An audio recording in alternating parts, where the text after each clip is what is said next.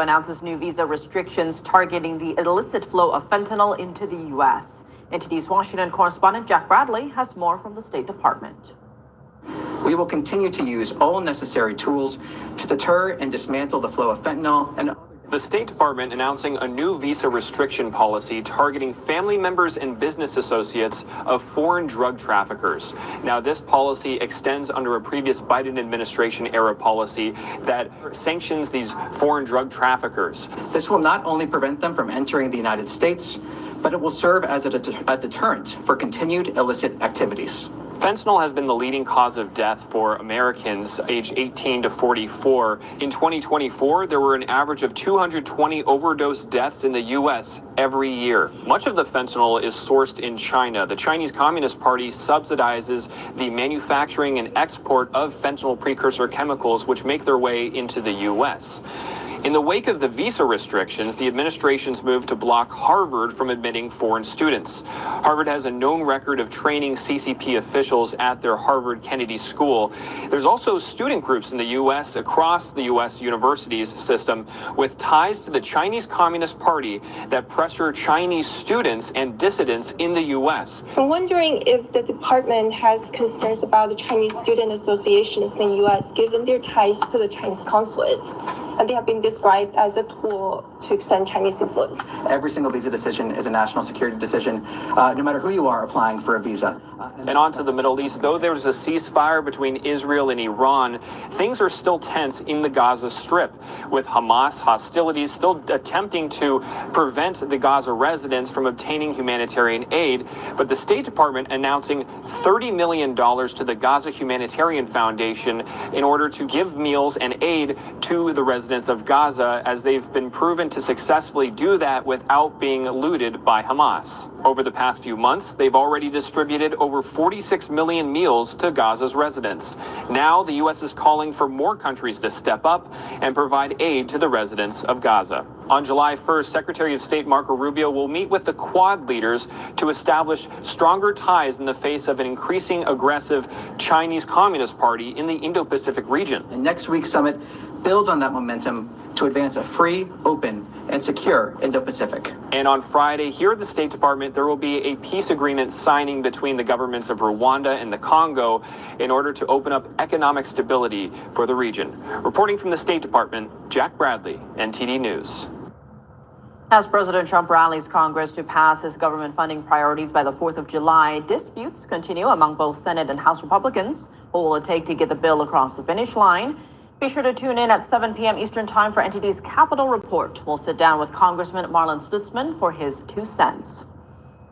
Coming up, Beijing has largely stayed quiet after the U.S. strikes on Iran's nuclear sites. Could President Trump's actions in the Middle East be sending a message to the Chinese Communist Party? Adam Savitt from the America First Policy Institute joins us to discuss. And an international election monitoring team reports its findings on South Korea's recent national elections. Jason Blair has the highlights when we come back.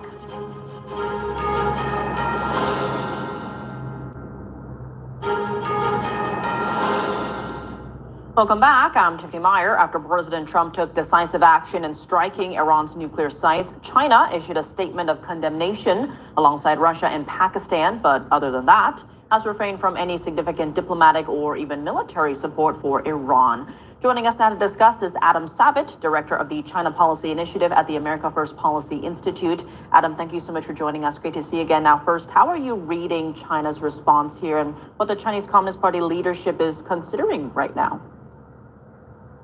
Right, I guess you could call it a response or a lack of response, because frankly, they have few tools. Now, we talk about this axis of resistance or the CRINC countries, these 4 countries, China, Russia, Iran, and North Korea, who sort of have a loose affiliation.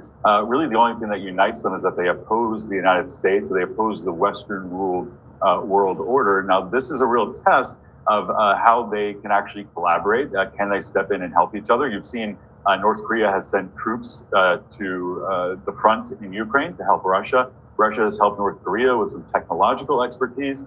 In this case, though, apparently, China was too isolated as far as providing military assistance. As you noted, really, they've only provided, moral or rhetorical support in this case. And even Iran's tactics to try to close off the Strait of Hormuz was not in consonance with China's interest, because 90% of Iran's exports go to China and have to go through the Strait of Hormuz, and actually China benefits from those oil exports as well. So we see, graphically displayed that the interests of these two countries actually don't overlap, and China actually has few strategic options. Also, the fact that although their naval power is growing, they do not have the ability to project to the Middle East in the way that the United States does.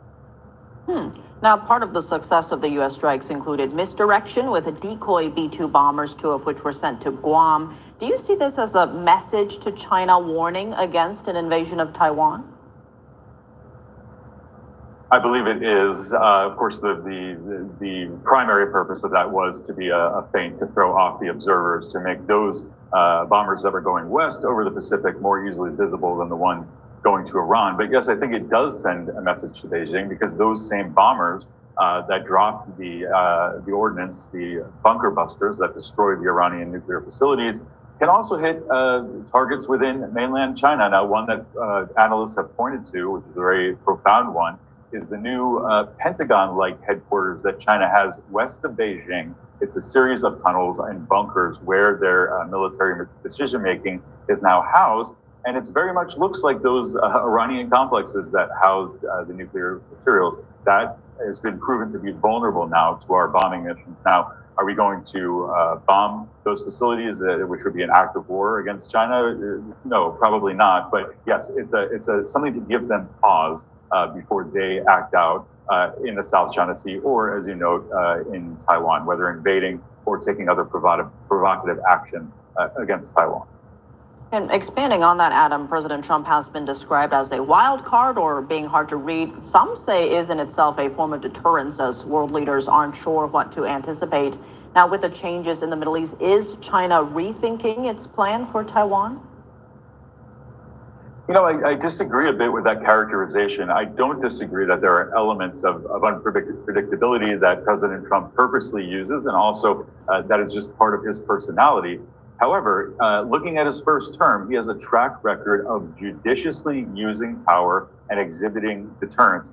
Before this strike on Iran's nuclear facilities, what I'd always point to is another Iranian example, and that was the assassination of Soleimani, who was head of the IRGC, the Islamic Revolutionary Guard Corps, which projected Iranian power around the Middle East to its subsidiaries such as Hezbollah, the Houthis in Yemen, who of course are wreaking havoc on the Red Sea more recently. And so this strike, it didn't involve any boots on the ground. It involved relatively minimal commitment of forces, but it had a profound effect on the ability of Iran to wage war. So I point to that as an example, and he has followed up on that in this new term. Again, there's real teeth behind what he does. He really does think it through, and I think that our enemies, including China, are watching that, and they are concerned about that, not just the unpredictability.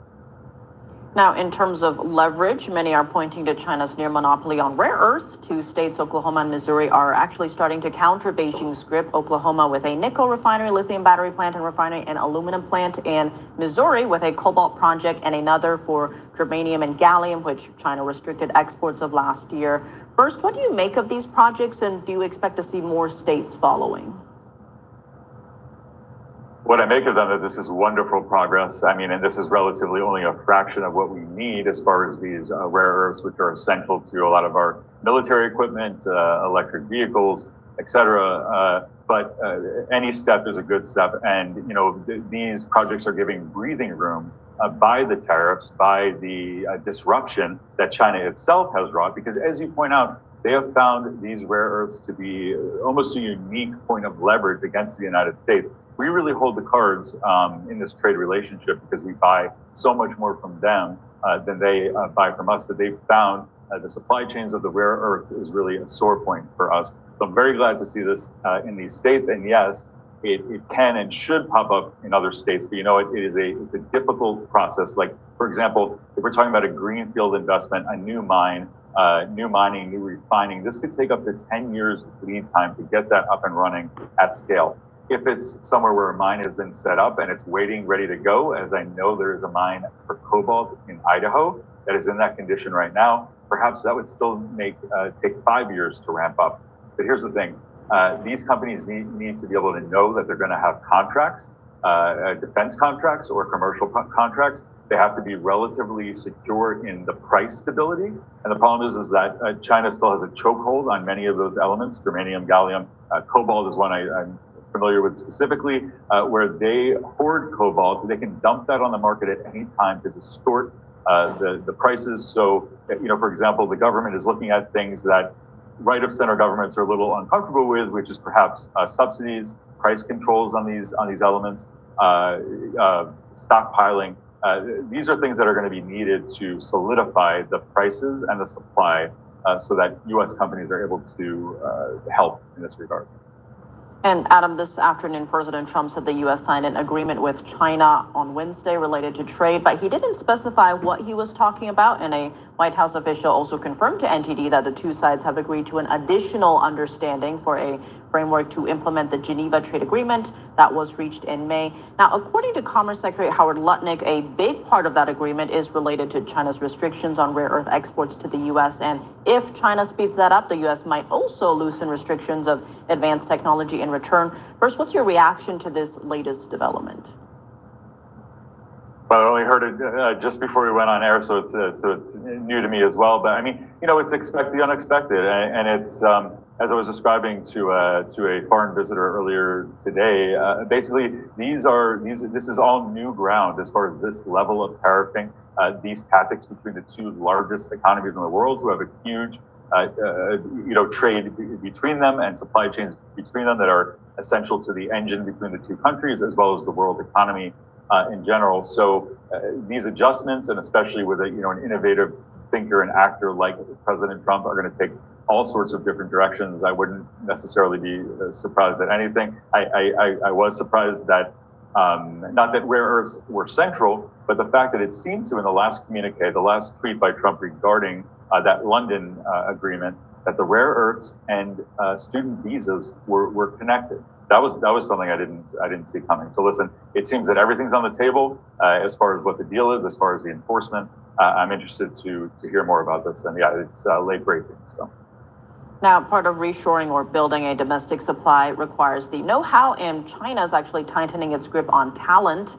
The Wall Street Journal notes that China's putting workers involved in rare earth refining onto a list and taking their passports to keep them in the country. How difficult will it be for the U.S. to create a domestic rare earth supply chain?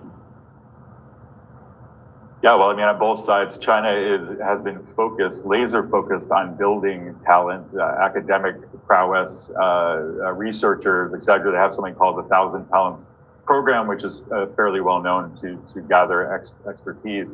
And yeah, I mean, we will need this particular expertise to build out this industry. You can't just magically reshore. I think there's a parallel here actually with the shipbuilding industry, where everyone agrees there's a problem, and everyone agrees we need to rebuild our capacity to match China for both commercial and military shipbuilding. And number one, we don't have as many facilities, but number two, we haven't engaged in this activity in decades. So there's an aging workforce, there's an undertrained workforce. We're bringing in the South Koreans to revive our Philadelphia shipyard, for example. So yeah, these are highly specialized fields that Americans have not done in decades, or in the case of rare earths, perhaps ever. We need to build up these resources. Perhaps we need to create special visas for these specialized fields, at least temporarily, in order to get our industry caught up to China. Well, Adam Savitt, as always, thank you so much for joining us. Thank you, Tiffany.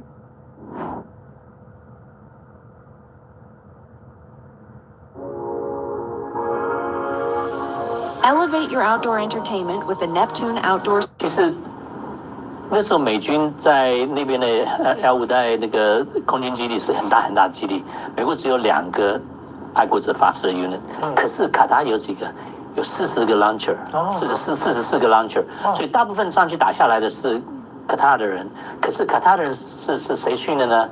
雷神公司在那边训。以前我不想记不记得，以前有一次蔡英文去玉山那个乐山那个鱼雷达后面有一个美国人。那以前是我的副手，他现在卡塔，因为他升级了，在那边做这个 early warning radar，那个雷达跟台湾这个几乎差不多，是台湾 copy 的 ，OK。因为伊朗的距离也是那么远嘛，对不对？然后在那边管爱国者飞弹，帮卡达做爱国者飞弹训练的人，以前是在台湾训练台湾的 technical lead。他还在他们两个在台湾都待了9年，两个人都差不多9年，现在都升级了到那边去，所以他们一打完，我就跟他们联络，我说：“嘿，你们太厉害了，每一个伊朗打过来的飞弹都打下来，除了一个。”为什么呢？那一个，因为我们雷达一看到以后说，哎，它反正会掉在沙漠上，就让它进来，不要浪费一个爱国者去拦截了。这代表什么？雷达差不多，它的 integration， 它的 shooter and sensor， 就看得见、打得到，是连在一起，跟台湾一样的系统。对，而且这次是一大堆飞弹一起来，全部打掉。所以我觉得 lessons learned。台湾能够防弹的能力也是很强，中共可以打很多来，因为台湾的 launcher 比卡达的要多2倍，差不多2倍，然后飞弹是比他们多很多了。那所以事实上，中共这个威胁，如果他看一看 effectiveness 100%打下来，台湾做得到。所以我想最大的 lessons learned 可能就是这个 air missile defense 方面的话，台湾是很强的。而且像刚刚明老师提到这个叫100万无人机计划，还有地域景观，如果中共想要以这个数量取胜的话，那会有更多的无人机陪他玩啊。对啊，其实我跟国防部也谈了一下，有一些系统能够同时弄到很多无人机，所以我想台湾这也没有什么好怕的呀。想看更完整的分析，请点击以下说明栏的连结，或者扫描右方的 QR code 订阅新唐人影音，只要1个月2杯咖啡的价钱，就可以享有